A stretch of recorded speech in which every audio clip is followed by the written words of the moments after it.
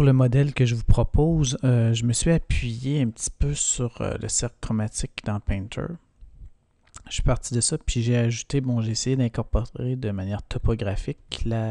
Vous avez ici la bande où la saturation est maximale. Et vous avez à l'intérieur, en effondrement vers l'intérieur, vous allez avoir à ce moment-là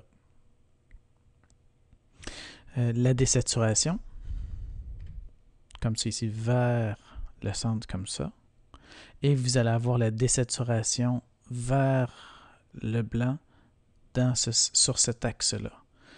Donc, on va venir situer, par exemple, là je vais parler de la dominante, donc d'avoir une partie, on va être capable de venir ici déplacer,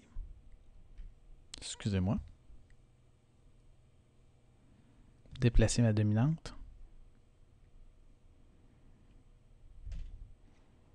pour venir pointer celle qui est la plus importante, par exemple la couleur.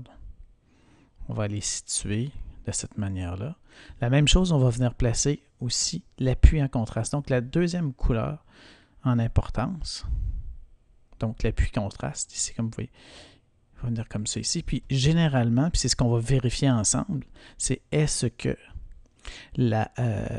ma théorie est bonne, c'est-à-dire qu'on va venir placer une troisième composante que j'appelle la composante d'équilibre, qui va venir ici, équilibre, comme ça ici, qui va venir faire en sorte qu'il va y avoir une espèce de triangle qui va venir se définir sur le cercle chromatique, comme ça ici. Et donc, c'est de voir chez chaque grand peintre, principalement ici, on va travailler sur l'hommage à Rosa Luxembourg, que nous allons voir mercredi aussi au musée. Donc, vous allez pouvoir voir l'œuvre en réel après l'avoir vue en représentation web.